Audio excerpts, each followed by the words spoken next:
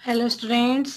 अपनी पिछली क्लास में हमने त्रयोदशः पाठः महाभारते विज्ञानम के 6 श्लोकों का अध्ययन कर लिया था। हमने अर्थ जान लिया था।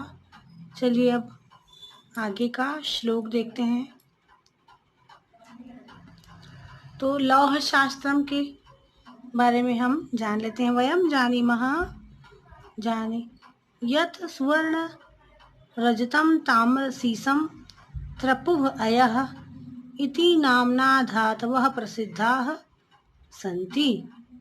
आभरणस्वरूपेण क्रय विक्रय व्यवहार प्रसाधनत्वेन च सुवर्णरजतयोः उपयोगिता महाभारते वर्णिता अस्ति। राजप्रसादादीनां निर्माणे अयसः उपयोगः भवति स्म। सुवर्णस्य अम्नोतापनेन शुद्धीकरणक्रमः तदानीं तस्य व्यवहारस्य प्रमाणम् उपस्थापयति। तो हम जानते हैं कि सोना, चांदी, तांबा, सीसा, रांगा, लोहा आदि धातुएं संसार में प्रसिद्ध हैं। आभूषण बनाने में तथा खरीदने बेचने के व्यवहार करने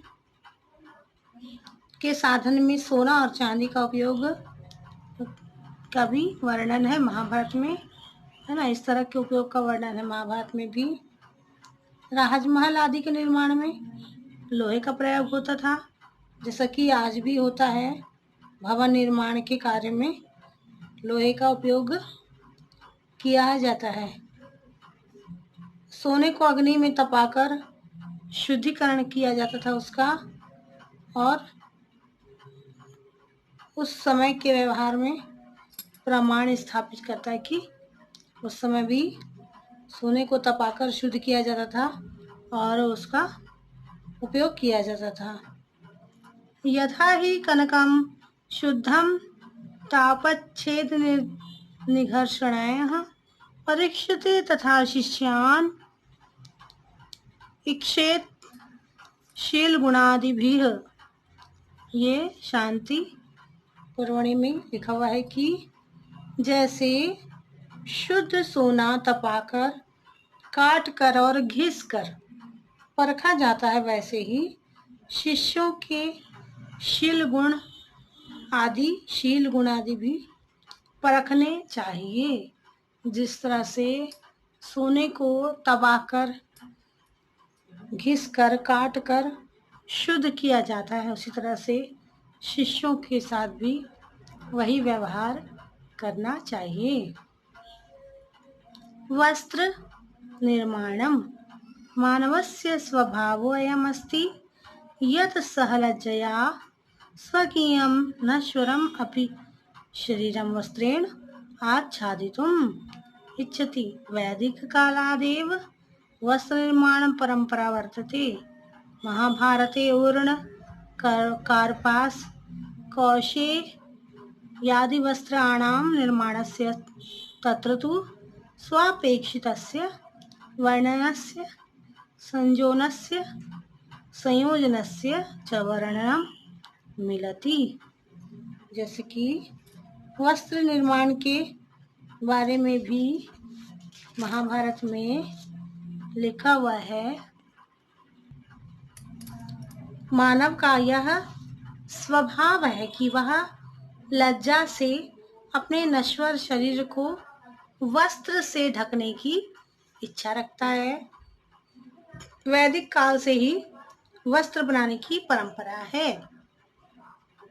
महाभारत में ऊन, कपास, रेशम आदि के वस्त्रों का निर्माण और उनमें अपनी इच्छा से रंग मिलाने का वर्णन मिलता है। यादृशेन हि वर्णेन भाव्यते शुक्लांबरम तादृशं कुरुते रूपम एतदेव देवम वेहि में। जैसे रंग से सफेद वस्त्र सुंदर लगता है ना, सफेद रंग का वस्त्र सुंदर लगता है, वैसे ही रूप का हो जाता है। यह ऐसे ही मेरा विचार है। तो ये लेखक का अपना विचार है। अनेन ज्ञायते यद यद इदं लक्ष्यक पद्यात्मकं महाकाव्यं महाभारतम् एकतः पुरुषार्थ चतुष्टय प्रकाशकं वर्तते, ततोऽपि अधिकं ज्ञान विज्ञानयोः वैशग्यं च समुपदिशति। इससे ज्ञात होता है कि यह 1,00,000 पद्यों वाला महाकाव्य महाभारत एक और 4 प्रकार के पुरुषार्थों का प्रकाशक है और इससे भी अधिक ज्ञान और विज्ञान के विषयों का ठीक प्रकार से उपदेश करता है। अर्थात जो महाभारत महाकाव्य जो है 1,00,000 पद्यों वाला है और इसमें हर प्रकार हर ज्ञान के बारे में लिखा हुआ है, जैसा कि अभी हमने इस पाठ में पढ़ा। आज के लिए इतना ही। अपनी अगली क्लास में हम इस पाठ के प्रश्नोत्तरों का अभ्यास के प्रश्नों को देखेंगे।